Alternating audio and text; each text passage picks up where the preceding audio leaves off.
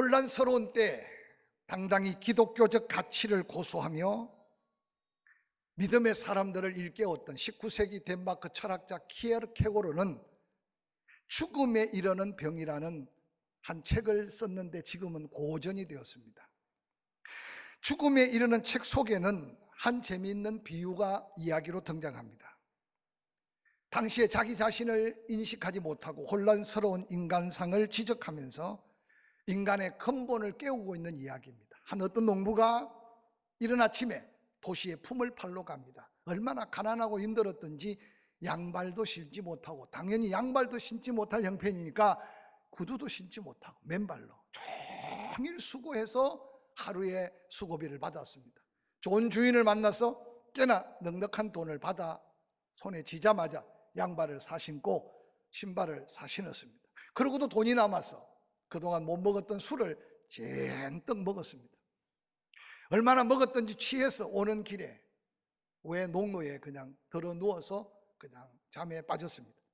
한참을 지나는데 한 마차가 지나가면서 이 농부를 깨웁니다. 이보시게, 대낮에 그렇게 자고 있으면 어떻게 하냐, 빨리 길을 비키라고, 아니면 당신 다리를 이 마차가 치고 갈 거라고.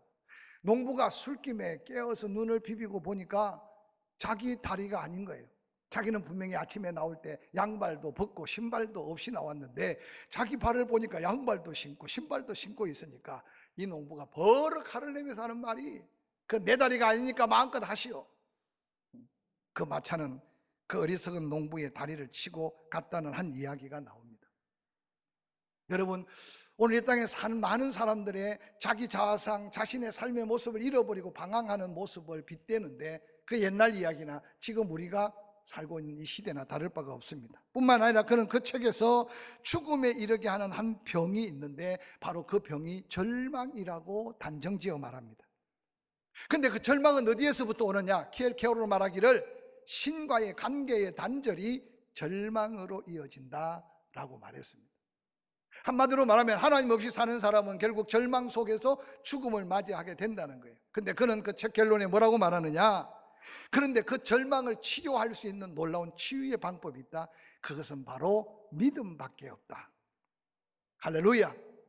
저는 이 키엘케고르가 죽음에 이르는 병을 통해서 오늘 우리의 삶에 죽음을 한번 생각하는 시간이 되었으면 좋겠습니다. 인류 최초 죽음을 맛본 사람은 아벨이었습니다. 그는 아무 죄도 없었습니다. 그런데 사랑받아야 마땅한 형제 가인에게 그 형제 가인의 분노함에 잘못되어서 그는 그의 손의 힘에 의지하여서 자기의 목적을 이루지 못한 가인은 아벨을 죽였습니다. 아벨이 죽고 난 이후에 끊임없이 이 세상은 죄악으로 인한 죽음이 만연합니다. 여러분, 이 세상 창조 이후 가장 위대한 정복자가 누구라고 생각합니까? 혹시 여러분 기억 속에 위대한 정복자의 이름이 기억납니까? 시저일 수도 있고 나폴레옹일 수도 있고 진시황제일 수도 있고 힘의 상징인 역발산으로 생각할 수도 있을 겁니다. 그런데 놀라운 것은 그 모두가 한 시대에 살다가 그들도 죽어갔습니다. 그러나 아담 이후부터 지금까지 모든 시대를 정복한 한 정복자가 있습니다. 저들은 작은 한 나라를 정복할 뿐만 아니라 모든 도시, 모든 나라를 완전히 정복했습니다. 예수 그리스도 시대에 헤로드 왕은 2살 이하의 아이들을 모조리 다 죽였습니다. 뿐만 아니라 나이 제한 없이 죽인 그의 죽음도 컸습니다. 징기스칸은 500만을 죽였답니다. 히틀러는 600만의 유대인들을 죽였다고 말합니다. 그러나 그들은 정복자가 되지 못했습니다. 바로 이 인류의 놀라운 정복자가 있는데 그는 바로 지구촌의 수백억을 송두리째 몰고 죽음으로 이끈 바로 그 정복자는 죽음이라는 주인공입니다. 이 죽음 앞에 바로도 벌벌 뜹니다. 이 죽음 앞에 아론도 하나님의 말씀을 대언했지만 그 입을 다물었습니다. 이 죽음 앞에 모세도 그의 지팡이를 여호수아에게 물려주고 이 세상을 떠나야 했습니다. 뿐만 아니라 예수 그리스도의 은혜로 죽은 지 나흘 되어 부활한 나사로, 또한 해당장 야이로의 딸 나인성 과부의 아들도 육신의 죽음 앞에 그 인생이 다시 한번 죽음을 맛봤습니다. 이 죽음의 위험은 더 이상 말하지 않아도 우리 스스로도 피부로 느끼고 삶의 두려움을 느끼게 하고 있지 않습니까? 인류 역사상 죽음에 정복되지 않은 사람이 있다면 그것은 구약의 에녹과 엘리야, 그리고 우리의 주가 되신 부활하신 예수 그리스도밖에 없다는 사실을 성경에서 보여주고 있습니다. 그래서 믿음으로 살았던 수많은 믿음의 사람은 이 죽음에 대해서 이렇게 선포합니다. 히브리서 9장 27절에 한 번 죽는 것은 사람에게 정해진 일이다. 그러나 죽음 이후에 심판이 있다라고 선포하고 있습니다. 초대교회 위대한 복음의 전도자 일생을 오직 믿음으로 살았던 사도 바울은 성령의 감동 따라 로마서 5장 12절에 이 죽음을 이렇게 선포합니다. 한 사람으로 말미암아 죄가 세상에 들어오고 죄로 말미암아 사망이 들어왔나니 이와 같이 모든 사람이 죄를 지었으므로 사망이 모든 사람에게 이르렀느니라. 그리고 이어서 죄의 싹은 사망이다 라고 선포하고 있습니다. 사랑하는 성도 여러분, 여러분은 죽음을 어떻게 생각하고 있습니까? 셀리 케이건 교수는 1995년 예일대학에서 교양 철학을 강의하면서 이 죽음에 대한 새로운 지평을 열었다고 해서 학자들에게 많은 기감이 되었습니다. 죽음을 단순히 죽음으로 본 것이 아니라 죽음의 본질과 죽음 속에 감추어져 있는 삶의 의미를 재조명합니다. 그래서 그 죽음은 바로 생명의 존엄성이 그 속에 담겨 있다는 겁니다. 그래서 셀리 케이건 교수는 죽음이 없는 삶은 세상에 없으며 삶이 없는 죽음 또한 세상에 존재하지 않는다. 우리는 삶과 죽음을 함께 생각하지 못하고 그저 죽음만을 생각하며 두려워할 때가 얼마나 많은지 모릅니다. 그는 이어서 말하기를 삶은 죽음이 있어서 비로소 완성되는 인간의 가장 위대한 목적이며 죽음의 본질을 이해하면 가치 있는 삶을 살 수 있다라고 글을 맺습니다. 즉 진정한 죽음의 의미를 깨달으려면 삶의 소중함을 깨닫고 삶으로 가득 차진 아름다움으로 죽음의 아름다움을 준비하는 것이 인생이 아름다운 죽음을 준비하는 거라고 말하는 이 교수의 말은 우리의 삶이 얼마나 소중한지를 다시 일깨워줍니다. 이 세상 사람들은 다 죽습니다. 그런데 죽음을 두 가지로 정의하고 있습니다. 하나는 그리스도 안의 죽음과 또 다른 하나는 그리스도 밖에서의 죽음입니다. 세상 사람들은 매장하느냐 하장하느냐, 얼마나 넓은 평수에 죽느냐 눕느냐, 아니면 얼마나 좁은 평수에 눕느냐, 아니 목사가 장례를 치르느냐 아니면 스님이 장례를 치르느냐. 그러나 이런 것들로 죽음을 구별하는 게 아니라 하나님은 예수 안에서 죽느냐 예수 밖에서 죽느냐로 죽음을 구별하고 있다고 성경은 말씀합니다. 이 세상 사람들이 볼 때는 부자가 죽는 거나 가난한 사람이 죽는 거나 젊어서 죽는 거나 나이 들어 죽는 거나 죽음이 다 똑같아 보이지만 인간을 창조하신 여호와 하나님은 다르게 보신다는 사실을 성경 속에서 찾아볼 수 있습니다. 시편 116편 15절은 이런 말씀으로 우리의 영혼을 깨웁니다. 그의 경건한 자들의 죽음은 여호와께서 보시기에 귀중한 것이로다 라고 말합니다. 우리가 예수 믿어 구원받아 천국 갈 확신이 있지만 하나님이 이 땅에 사명의 삶을 살게 하는 것은 사도 바울의 고백처럼 나의 달려갈 길을 다 달리고 선한 싸움을 마치고 믿음을 지킨 그의 죽음은 사명 없이 세상 속의 죄의 값으로 죽는 죽음과 다르다는 사실을 사도 바울은 고백하고 있지 않습니까? 뿐만 아니라 밤모섬에서 죽음을 기다리는데 마지막 계시로 사도 요한에게 환상 속에 보여줬던 하나님의 음성은 너무나 놀라운 음성입니다. 요한계시록 14장 13절에 내가 또 들으니 하늘에서 음성이 나서 이르되 기록하라 지금 이후로 주 안에서 죽는 자들은 복이 있도다 하시매 성령이 또다시 강조하며 말합니다. 그러하다 그들의 수고를 그치고 시리니 이는 그들의 행한 일이 따름이라 하시더라. 제가 장례식 때마다 꼭 이 말씀으로 천국 위로의 말씀을 삼는 것은 주 안에서 죽는 자가 복 있는 죽음이다. 왜 주 안에서 죽는 자가 복 있는 죽음인가? 그들이 이 땅에 수고가 같이 있고 또한 영원한 안식이 하나님 품 안에 있고 또한 이 땅에 때로는 눈물과 땀을 흘리며 살았던 사명의 길에 그 삶의 흔적을 하나님께서는 보상하시는 죽음이 바로 주 안에 죽음을 맞이한 죽음이라고 선포합니다. 먼저 요한복음 5장 1절 이하에는 우리가 너무나 잘 아는 대로 예수님이 6월절 명절을 맞이해서 예루살렘을 방문했습니다. 명절 후에 축제의 자리에 예수님이 계시지 아니하고 성 안에 있는 베데스다 연못을 찾았습니다. 그리고 그 성 안에 베데스다 연못에 가장 오래된 38년 된 병자 앞에 예수님이 섰습니다. 놀랍게도 베데스다 연못에 있는 사람들은 전부 다 물의 동안만을 바라보고 날이나 밤이나 물만 바라보고 있어서 예수님이 그리스도이심도, 예수님이 모든 질병을 치유할 수 있는 분임을 믿는 사람이 그 가운데 하나도 없었다고 해도 지나친 표현이 아닐 겁니다. 가장 오래된 38년 된 병자 앞에 예수님은 묻습니다. 네가 낫고자 하느냐? 그의 고백이 무엇입니까? 주여 내가 낫고자 합니다가 아니라 주여 당신은 나를 고칠 수 있습니다 라는 말이 아니라 옆에 있는 사람 다 쓸데없습니다. 사람이 많으나 사람이 없습니다. 내가 물이 동하는 걸 먼저 바라봤지만 이거 옆에 사람 깨우면 지가 먼저 들어가서 낫고 갑니다. 나를 못에 넣어줄 사람이 없습니다. 나 이제 고침받을 마음 없습니다. 내 마음의 상처도 치료받지 못합니다. 오늘 38년 된 병자가 외치는 외침이 오늘 이 시대에 사는 사람들의 단식이고 고백일 수 있고, 주변에 많은 사람들이 있지만 누가 위로를 주며 누가 소망을 줄 수 있겠습니까? 그때 예수님은 명령합니다.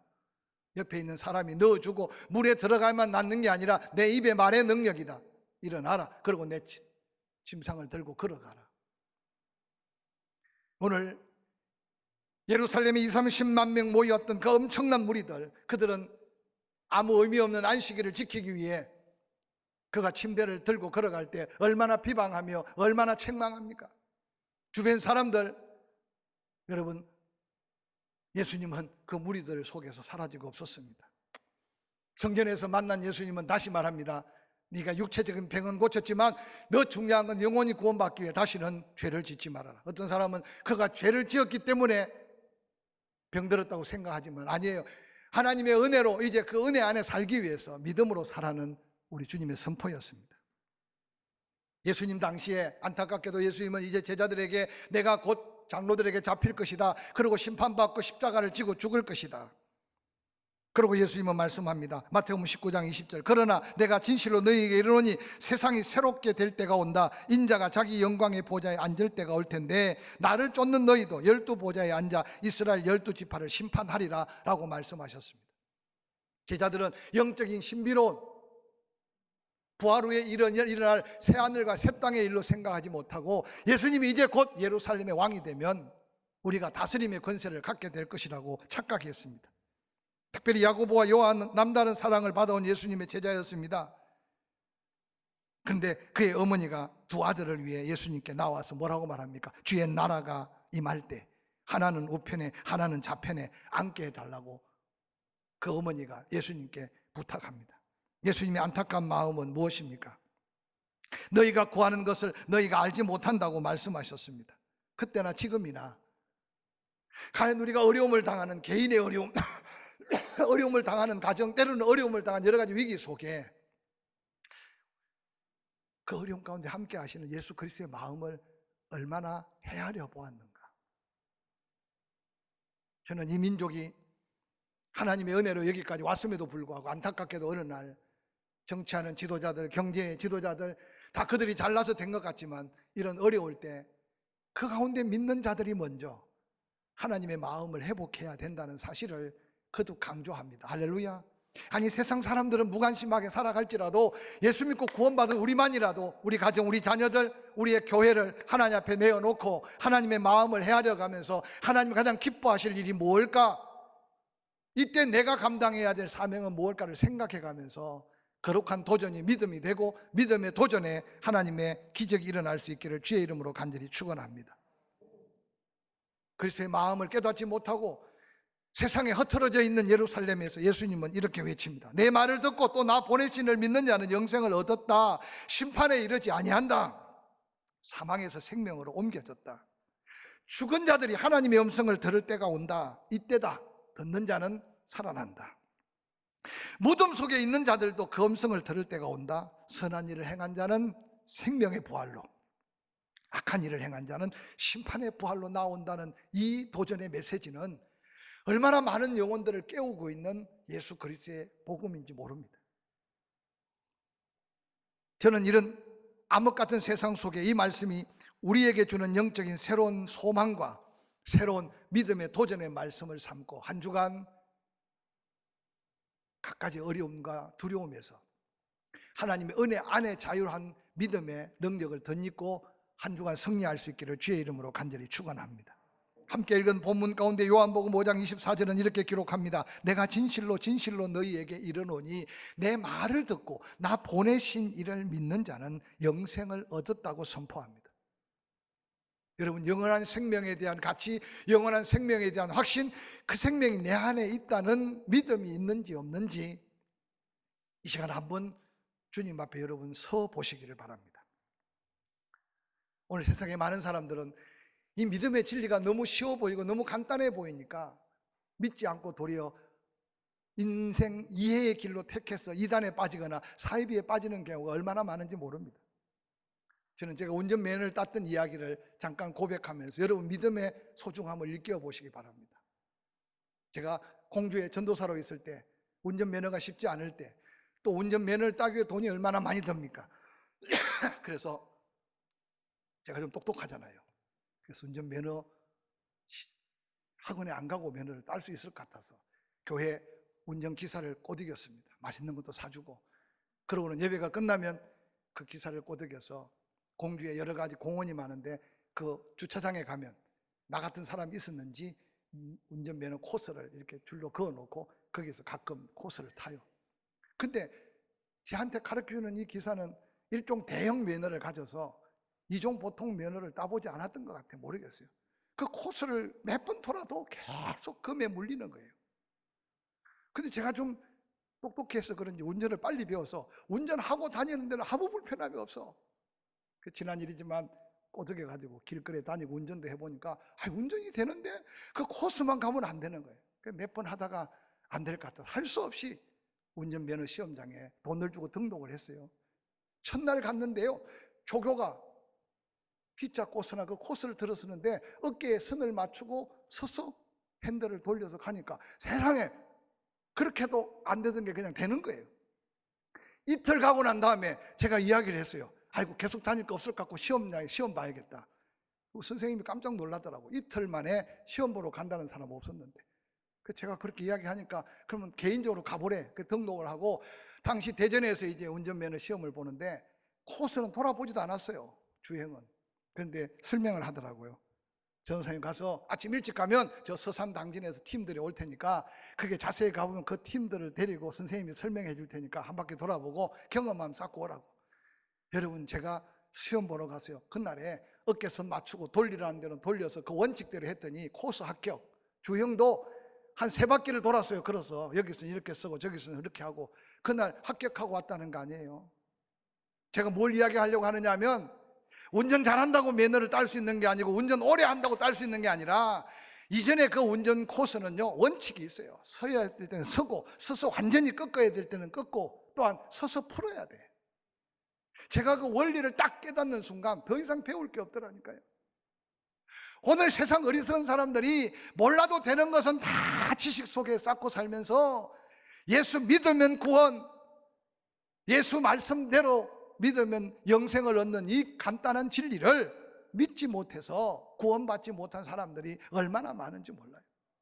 그럼 과연 오늘 교회 안에 있는 성도들은 이 말씀대로 영생의 확신 가운데 믿음의 은혜를 누리고 살고 있느냐라고 되묻고 싶어요. 이 한 주간을 살면서 여러분 세상에 건강관리 잘해야 돼요. 일터 직장 사업장에도 열심히 살아야 돼요. 그러나 더 중요한 것은 근본적인 이 구원의 확신과 영원한 생명에 대한 확신이 있는 믿음으로 세상에 한 걸음 한 걸음 도전하며 나아가는 저와 여러분이 될 수 있기를 주의 이름으로 간절히 축원합니다. 믿음으로 얻은 구원 속에 놀라운 영적 축복들이 가득해요. 요한복음 5장 24절에 내가 진실로 진실로 너희에게 이르노니 내 말을 듣고 또 나 보내신 이를 믿는 자는 영생을 얻었고 이미 우리에게 주어졌어요. 뿐만 아니라 심판에 이르지 아니하나니 사망에서 생명으로 옮겨졌다고 말했어요. 여러분, 믿음으로 얻은 영원한 생명 확신 가운데 그 영생의 은혜 안에서 남은 생에 믿음의 자유함을 누리고 살 수 있기를 주의 이름으로 간절히 축원합니다. 축원합니다. 얻었다는 말은 이미 얻어진 상태를 의미해요. 앞으로 잘 믿으면 얻어지고 앞으로 열심히 하면 얻어지는 게 아니에요. 이게 바로 하나님의 구원의 은혜 속에 담겨진 놀라운 영적인 축복이에요.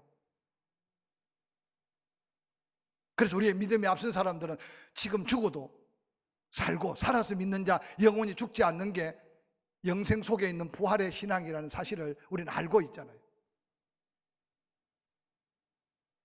이렇게 설교하는 저도 모르겠어요. 혹시 죽음의 병이 오면 두렵고 떨릴지 모르겠지만 그때 또 하나님 성령께서 확신의 말씀을 주시겠죠. 그러나 죽음의 근심이 없을 때 이 말씀으로 다시 한번 믿음의 고백으로 우리 안에 믿음 충만하면 죽음의 그림자가 다가와도 영원한 생명의 확신 가운데 그 죽음을 이겨갈 수 있는 또한 부활의 능력을 덧입혀 주실 줄로 확실히 믿습니다. 오늘 이 영생은 예수 그리스도의 말씀을 듣고 보내신 그 예수 그리스도를 마음으로 믿고 입으로 신하여 영접하면 그 순간 그때 이미 영생은 주어진 하나님의 은혜라고 선포합니다. 뿐만 아니라 심판에 이르지 아니한다고 말합니다. 요한복음 5장 24절 내가 진실로 진실로 너희에게 이르노니 내 말을 듣고 또 나 보내신 이를 믿는 자는 영생을 얻고 심판에 이르지 않는다고 말씀하셨습니다. 사랑하는 성도 여러분, 바로 우리를 위해 모든 값을 지불했기에 그 지불한 값의 대가를 심판하실 분은 바로 예수 그리스도 한 분이십니다. 그래서 하나님이 예수 그리스도께 그 심판의 권세까지 주었다고 말씀하셨습니다. 오늘 이 땅에 살면서 삶의 가치가 죽음으로 판가름 나는 거룩한 죽음을 맞이하기 위해 하나님의 심판을 두려워함으로 그 심판에 상급받을 그 상급을 기대하며 사느냐, 아니면 죽어서 가야 될 천국, 죽어봐야 알고 이 세상 사는 거 피곤하니 대충대충 살아보자 라고 생각하는 그리스도인이 없다고 누가 장담할 수 있겠습니까? 이 한 주간 그렇다고 해서 믿음 충만해서 마스크도 벗어 제끼고 나는 무슨 독을 마실지라도 해를 받지 않는다고 할보하고 다니는 것은 나 때문에 다른 사람이 피해를 입을까가, 그래서 우리는 더 믿음 안에서 조심하고 다른 사람을 배려할 필요가 있는 것을 기억하시기를 주의 이름으로 간절히 축원합니다. 그러나 우리의 내적인 신앙 고백만큼은 영생을 얻었다, 하나님의 심판에 이르지 아니할 놀라운 영적 은혜를 가슴 속에 되새기고 험한 세상 다시 한번 도전하는 저와 여러분이 될 수 있기를 간절히 축원합니다. 뿐만 아니라 요한복음 5장 24절에 영생을 얻었고 심판에 이르지 아니할 뿐만 아니라 사망에서 생명으로 옮겨졌다라고 선포하고 있습니다. 여기 옮겼다는 말은 헬라어로 메타베베켄이라는 말인데 완전히 옮겼다는 거예요. 다시 돌아갈 수 없는 거예요. 완전히 이사했다는 거예요. 우리는 사망을 이미 이긴 사람, 그래서 예수님이 테텔레스타이 값을 다 지불하고 이제 사망 권세를 깨뜨시고 우리 주님이 이기신 그 이김이 우리의 이김인 줄 믿으시기를 주의 이름으로 간절히 축원합니다. 저는 이 코로나19 사태를 넘어가면서 우리가 최소한 삶의 가치를 새롭게 회복하고 죽음 앞에 좀 당당한 믿음을 준비하는 기회가 된다면, 비록 경제적인 손실, 여러 가지 어려움이 많았지만 영적으로 더 큰 축복이 될 수 있을 줄로 확실히 믿습니다. 영원한 죽음에서 영원한 생명으로 옮겨진 상태, 그래서 사망이 상관없는 이 놀라운 하나님의 은혜를 다시 한번 묵상해 가면서 이 한 주, 이제 우리를 그러면 이 땅에 살려놓은 이유가 무엇이겠습니까? 바로 죽은 자를 깨워서 이때 그들이 생명의 말씀을 듣고 그들을 살려야 될 마지막 기회라고 해도 그 기회가 마지막인 이때를 우리가 어떻게 사명으로 살아야 할지를 도전하는 말씀이 아닌가 생각합니다. 할렐루야. 예배를 드리지 않는 것도 이웃을 배려하는 일 중에 하나입니다. 그러나 우리 교회가 예배를 계속 드렸던 것도 이웃을 배려하는, 우리가 기도 안 하면 누가 할까? 우리가 먼저 기도하자. 할 수 있다면 하나님 앞에 예배를 통해 하나님 영광을 회복하는 길을 찾아보자 하는 거룩한 몸부림이었습니다. 사랑하는 성도 여러분, 이제 예배 회복을 함께 고민해 가면서 다음 주일은 주변을 다시 한 번 더 일깨우시고 계속 기도해야 될 일은 하나님의 살아계신 임재 앞에 예배하는 이 자리에 코로나뿐만 아니라 남은 생에 사망 권세를 이기시고 사망에서 생명으로 옮겨준 이 하나님의 놀라운 영적 영생의 능력으로 그 어떤 육신의 질병을 이길 수 있는 능력을 덧입혀 달라고 기도하면서 영적 체험이 있는 복된 성일이 될 수 있기를 주의 이름으로 간절히 축원합니다.